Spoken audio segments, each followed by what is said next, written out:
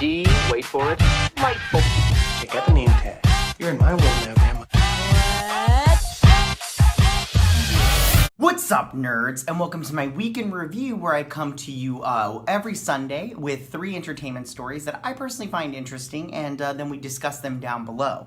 Also, in the description down below, you can find the 3 articles that I read to bring you this story, and you can read them and make up your own mind and everything. You don't just have to listen to me, although I'm pretty right.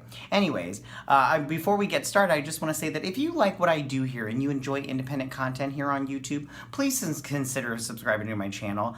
Recently, YouTube did a algorithm change, and it doesn't benefit us small independent content creators, and it's just unfortunate because they just benefit the big corporations. So please consider liking, subscribing, and sharing my videos, and I thank you in advance. So let's dive into these 3 stories. So for my first story, actor Hartley Sawyer has been fired from the CW's popular superhero series The Flash after several racist and misogynist tweets from a few years ago. Actor Hartley Sawyer has been fired from the CW's popular superhero series The Flash after several racist and misogynist tweets from a few years ago were brought to the surface. The tweets, many from 2012 and 2014, were brought to the surface over the past couple of weeks, leading to the producer's decision to let Sawyer go.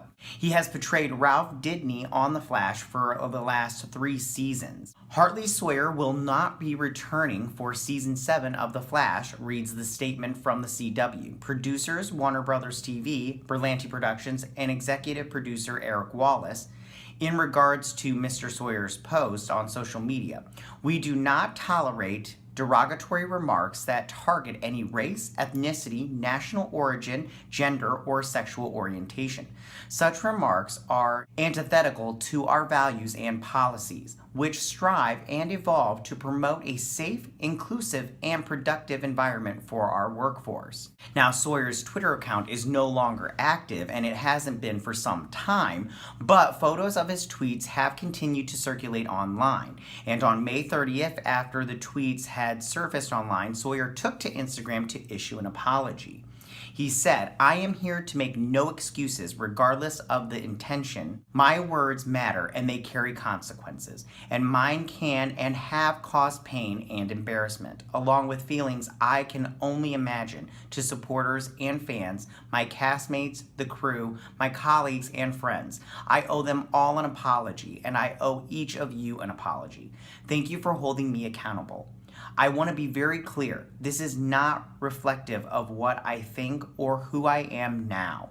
Years ago, thanks to friends and experiences who helped me to open my eyes, I began my journey into becoming a more responsible adult in terms of what I say, what I do, and beyond." Now, I have to say, first off, I've never really he was okay on the Flash show, and I do have to say, in light of recent events, which we'll be talking about in the next story also, people are really being taken to task with things they've said in the past. I am one of these people that falls in the lines of, we say stuff in the past, but as a person, we can grow past that and get, and become better. And if we're gonna start, getting rid of, firing people for things they've said in the past, then no one is gonna be, safe. Like, no one, because everybody said stupid stuff in the past, especially when you were super young.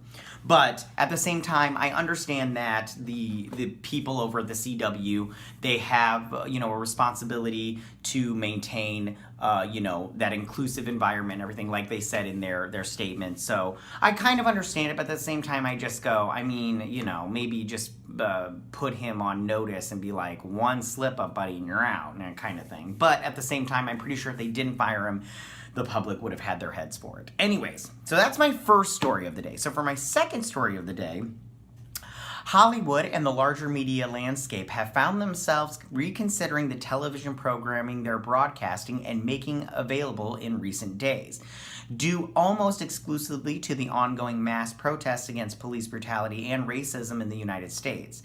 It started with Cops being pulled and later outright canceled, and most recently saw the series LA's Finest delayed its 2nd season until later this year.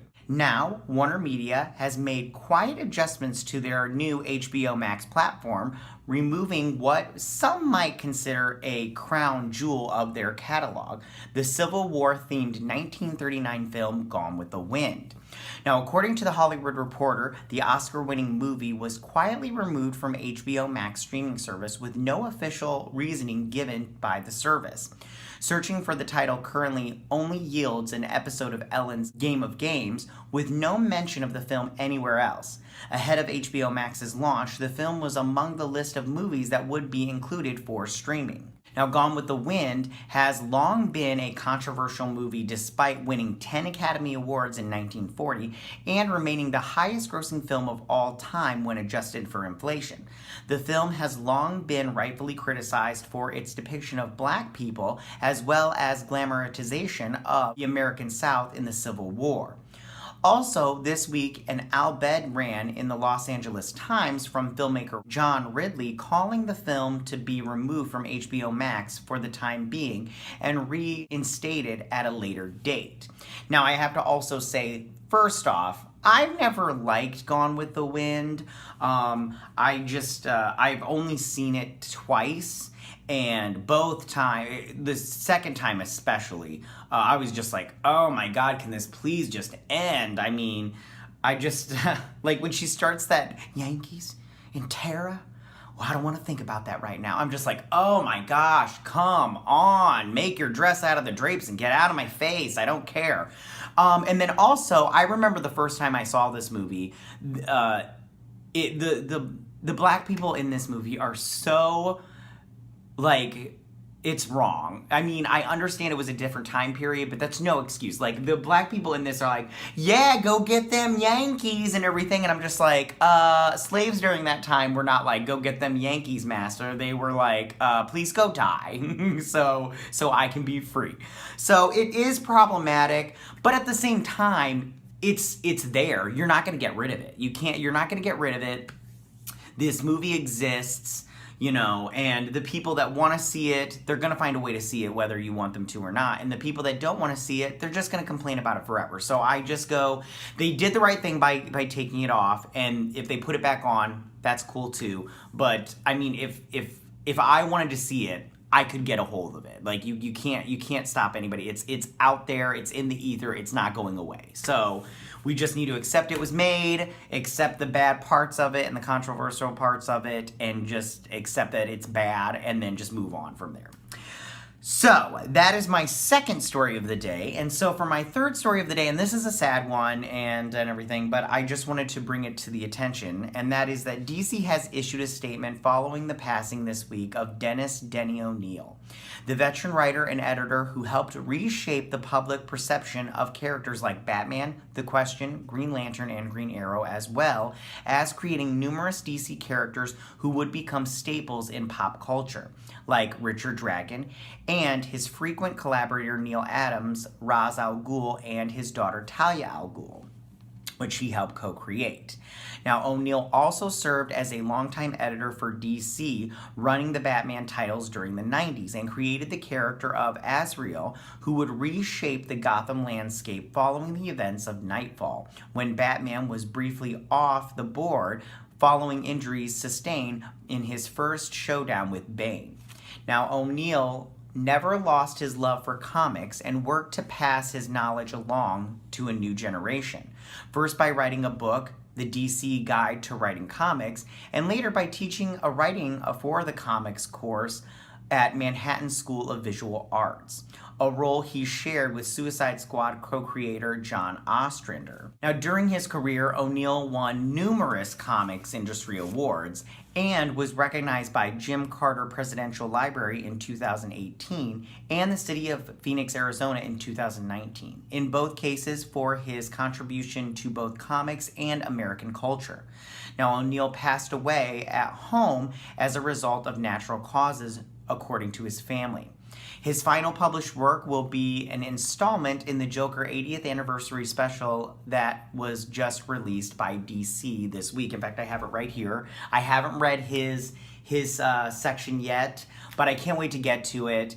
and everything. And I just have to say right now, I was very sad to hear the passing of Denny ONeil. He was not only an iconic Batman writer, but he was also the editor for characters at DC Comics. And I just have to say, like, if you are a DC fan and you do not know who Denny ONeil is, or any of his work, or read any of his work, get your knowledge up and go and pick this up for one, and I'm pretty sure it's just a couple of pages. But go grab some of his, like, I remember in the 90s when Azrael showed up, I thought he was bad ace. I kind of don't like him now, but it's fine.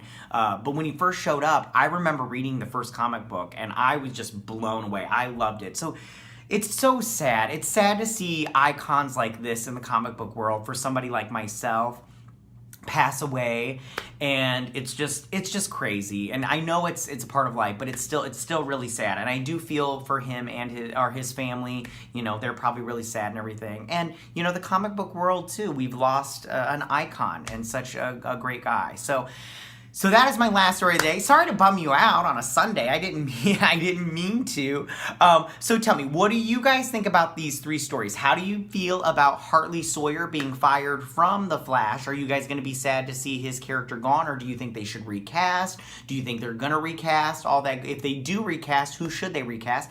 How do you feel about Gone with the Wind being taken off for HBO Max for the time being, unless it, you know, there's a statement made that it's permanently?